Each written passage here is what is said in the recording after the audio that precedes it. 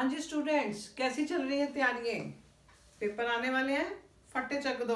ठीक है, तो हम जो लेक्चर है अपना अपने के पास है diagrammatic presentation. Today our lecture is diagrammatic presentation of data. जो डेटा था, जैसे आपको टेक्सचुअल फॉर्म में डेटा दिया हुआ है, ठीक है, उसको हमने देखा था कि कैसे टेक्सचुअल फॉर्म को हमने अपने पिछले लेक्चर में टेबुलर फॉर्म में प्रेजेंट किया था।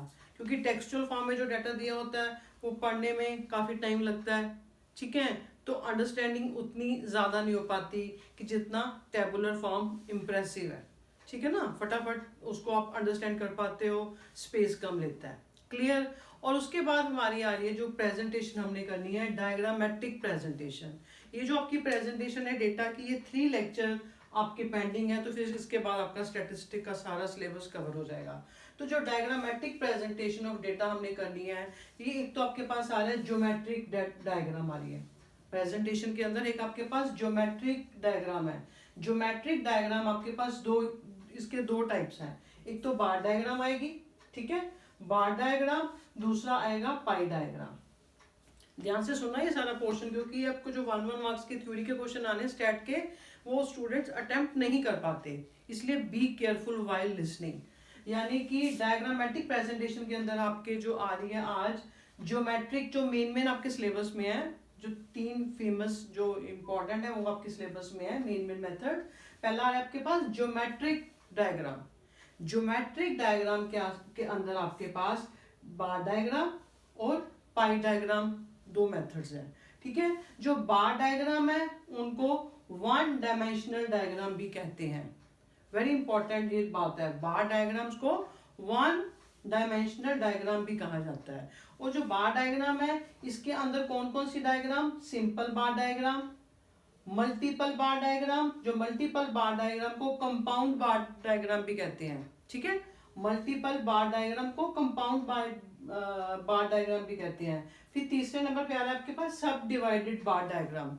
सब डिवाइडेड बार डायग्राम का अनदर नेम कंपोनेंट बार डायग्राम, ये पूछे जाते हैं ना दूसरे नेम। ठीक है, फिर आपके पास आ रहा है percentage bar diagram, broken scale bar diagram and division bar diagram. ये सारे 1 डायमेंशनल डायग्राम ही है। ठीक है, 1 डायमेंशनल डायग्राम है, मतलब बार डायग्राम के सारे ये उसकी डिफरेंट जो टाइप्स हैं। ठीक है, उसके बाद इसी की दूसरी टाइप आपके पास आ रही है पाई डिवीजन, पाई डायग्राम।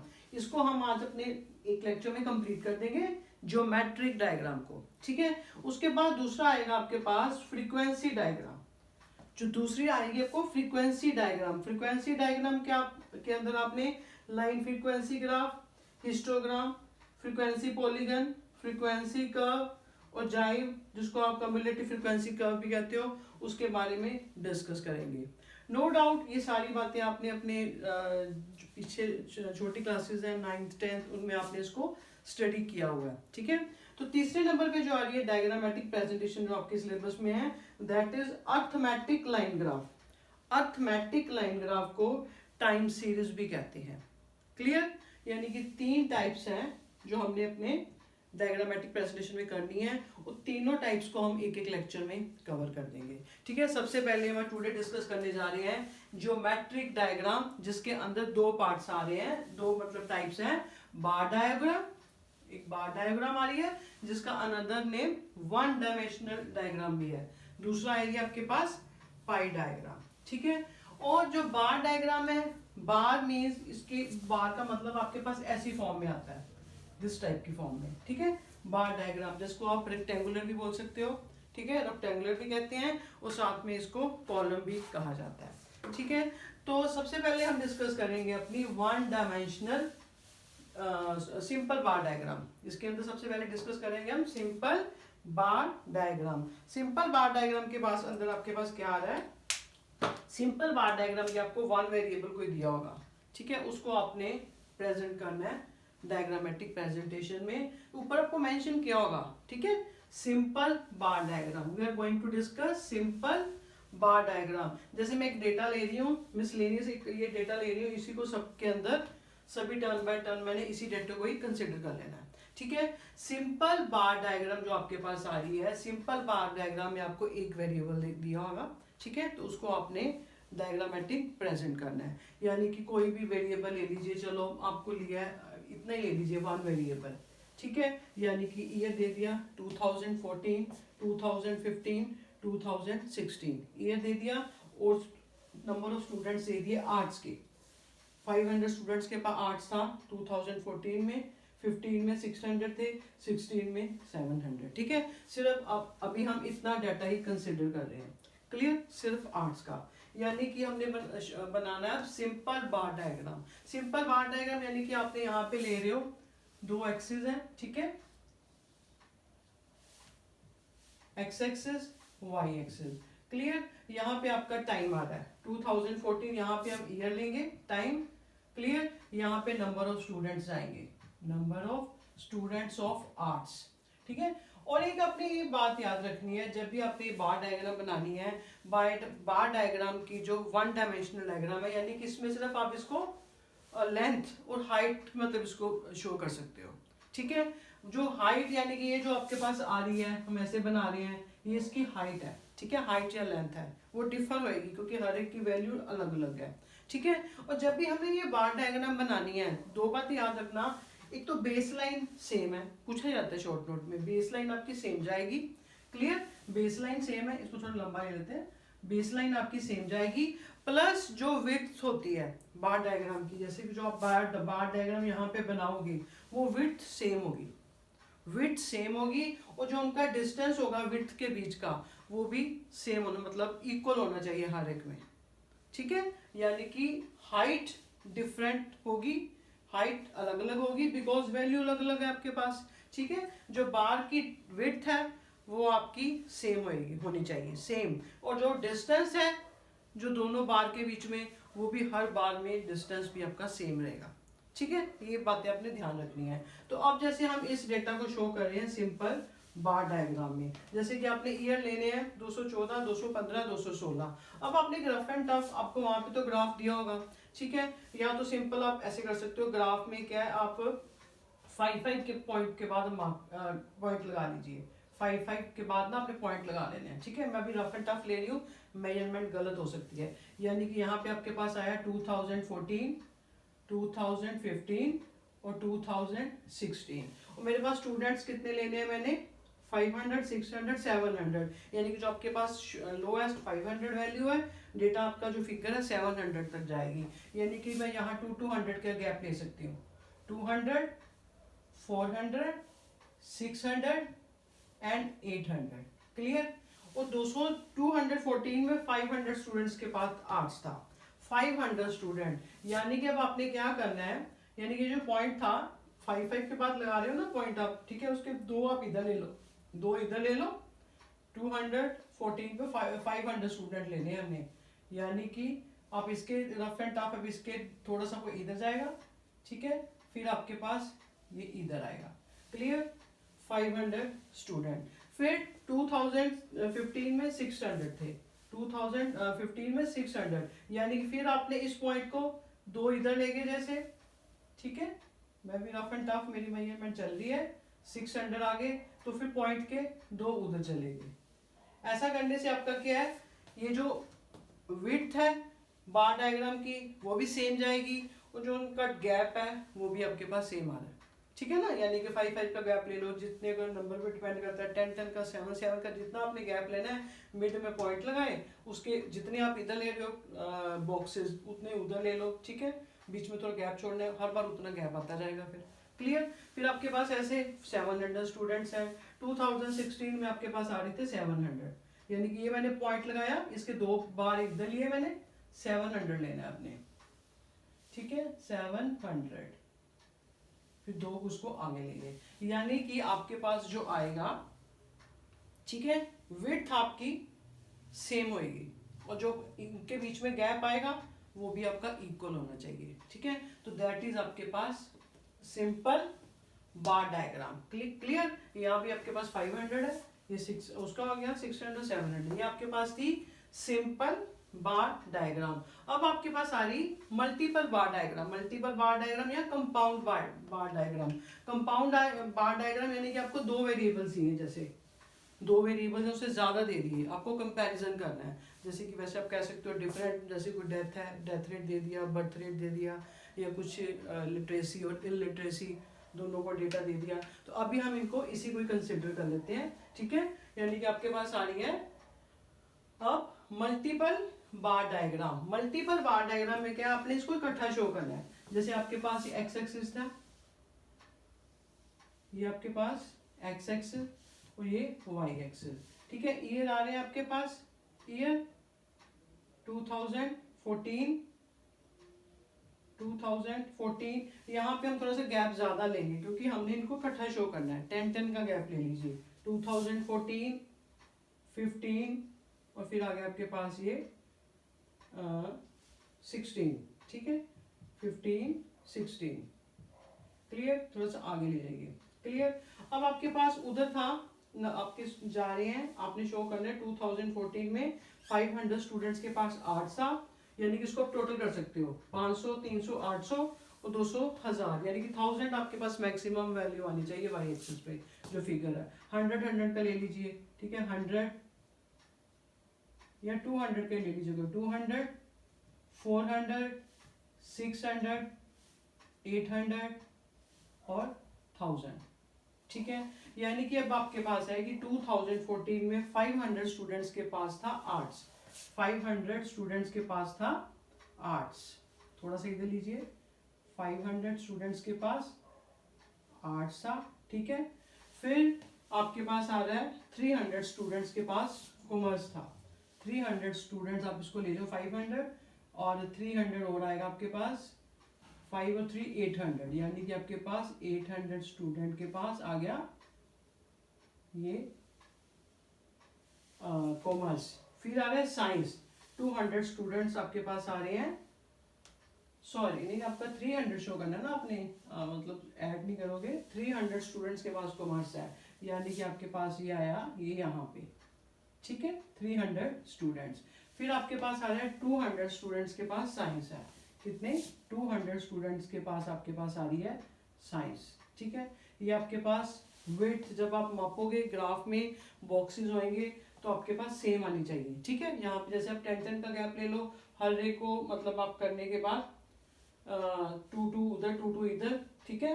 तो जैसे करते करते आपके पास यहाँ बीच में 3 पॉइंट्स लगा लीजिए, ऐसा कीजिए जैसे अपने 3 ये शो कर लिया ना, तो 5, 10, 15, 3 के गैप, 5 के गैप पे अपने पॉइंट्स दिए, तो उस 2 मेजर करके आप बनाते जाओगे, ठीक है, क्लियर।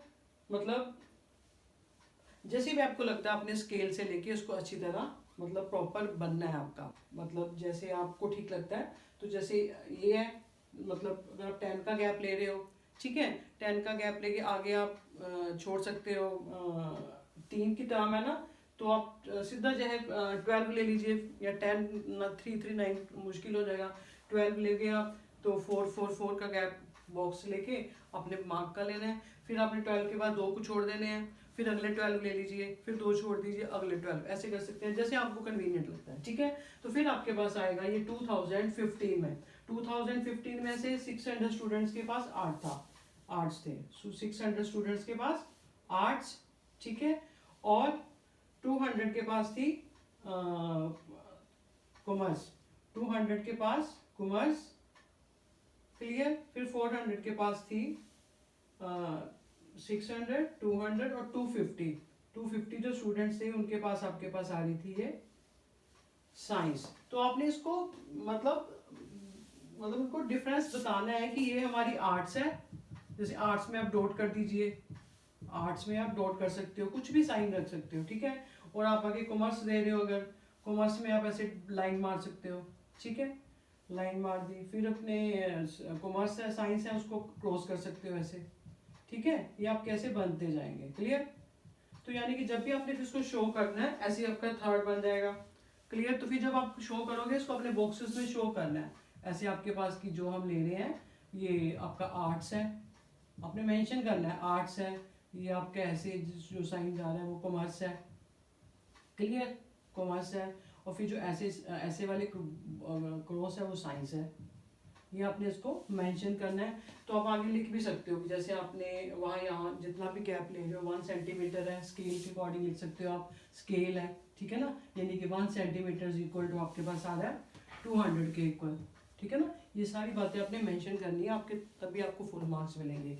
ये आपके पास आ गया मल्टीपल बार डायग्राम या कंपाउंड बार डायग्राम। इसी को आप उल्टा भी शो कर सकते हो, इसी को आप उल्टा भी शो कर सकते हो। जैसे अगर आपने यहाँ पे आर्ट्स लिख दिया, जैसे यहाँ पे आपने क्या किया, इधर आपने ईयर लिख लिए, अब इधर ईयर 2014, ठीक है। यहाँ पे आपके पास आ गया 2015, यहाँ पे यहाँ मतलब आर्ट्स है, ऐसे नीचे लिखिए आर्ट्स है, ठीक है। फिर आपके पास ये कॉमर्स आ गई, कॉमर्स, और फिर आगे आपके पास साइंस।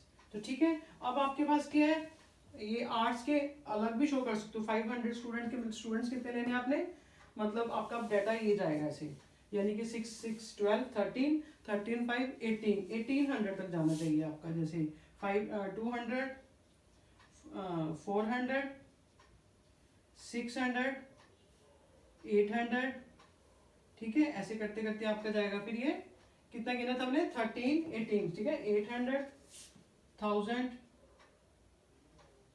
1200, ऐसे आपने ऊपर लेके जाना जितने तक है। तो फिर आप क्या करोगे, जैसे आपके पास आर्ट्स है, आप इकट्ठे शो कर सकते हो। आर्ट्स आपके पास पहले 500 है, मैं सिंपल आपको एक बता देती हूँ। आर्ट्स आपके पास 500 था पहले, ठीक है 500। फिर आपके पास 2015 में 600 है, थोड़ा सा ऊपर ले जाइए, ठीक है। फिर आपके पास 2016 में 700 है, थोड़ा सा और ऊपर ले जाइए। यानी कि आई मीन टू से है, तो यहाँ पे आपने भी मेंशन करना है। जो आर्ट्स है ये 2014 का टाइम पीरियड कुछ रख लीजिए।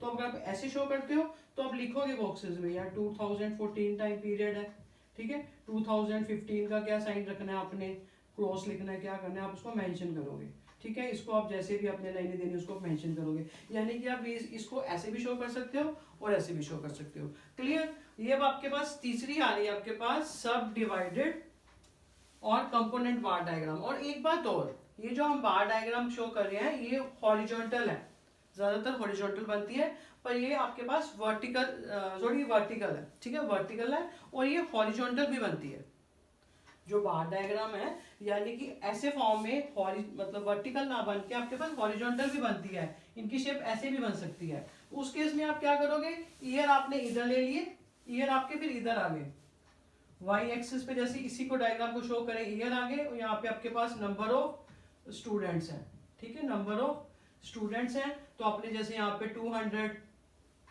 400 600 800 ऐसे गए। यहाँ पे आपके पास ईयर थे 14 15 16, यानी कि आपके पास ये पहले थे 2014 में 500, 2014 में 500 थे आपके पास, ये आपने ऐसे शो करना है, ठीक है। तो फिर आपके पास 2015 में 600 थे, 2015 में 600, ठीक है 4 6, यानी कि आई मीन टू से जो आपके पास बार डायग्राम है, ये आपकी जो सिंपल बार डायग्राम थी ये आपकी वर्टिकल भी बन जाती है, हॉरिजॉन्टल भी बन सकती है, ठीक है। ज्यादातर इसको हम वर्टिकल बनाते हैं, बट ठीक है। ये आपको clear, simple bar diagram, multiple bar diagram भी आपको क्लियर। और अब आपके पास आ रही सब डिवाइडेड बार डायग्राम। सब डिवाइडेड बार डायग्राम को कंपोनेंट बार डायग्राम भी कहते हैं, नाम आपको डिफरेंट आने चाहिए। इसमें आपने क्या करना है, कुछ खास नहीं है, देखिए सिंपल ही है। ये आपके पास क्या आ रही है, एक्स एक्सिस वाई एक्सिस है, ठीक है। आपके पास अब आ रहा है अपने सब डिवाइडेड, उसको एक को ही डिवाइड कर देना अलग अलग हिस्सों में। जैसे कि 2014 है, 2014 2015 2016, 14 15 और 16 स्टूडेंट्स आपके पास जा रहे हैं। यहाँ पे जाएंगे आपके यहाँ पे 500 800, ज़्यादा से ज़्यादा मैक्सिमम आपके पास ये वैल्यू है ना, 700 400 700 से 1400 1400 तक जाएगा। जैसे आपको 400 ले लीजिए, 400 800, ठीक है 1200, और 44 का था ना 1600, ऐसे आपके पास आ रहे हैं। यहाँ पे ईयर है, ये स्टूडेंट्स हैं, ठीक है, नंबर ऑफ स्टूडेंट्स हैं, ठीक है। अब आपके पास ये आ रहा 2014 में 500 के पास आर्ट्स था, 500 के पास आर्ट्स था आपके पास, 500 के पास आर्ट्स था, तो आपको मेंशन करोगे ये आपके पास आर्ट्स है, ठीक है। तो फिर आ रहा है आपके पास 300 स्टूडेंट्स के बाद कॉमर्स था, यानी कि 500 आपने शो कर दिया, 5 के बाद 300 आपने और ले लेना ऊपर, यानी कि वो आपके पास आ गए कॉमर्स स्टूडेंट्स, ठीक है। उसको आप कुछ भी साइन दे दीजिए, आपके पास कॉमर्स है। तो आपने फिर बॉक्स में लिखना जरूर है जो आप साइन दे रहे हो, यानी कि आपके डॉटेड थे, आर्ट्स शो कर रहा है, ठीक है, और कॉमर्स है,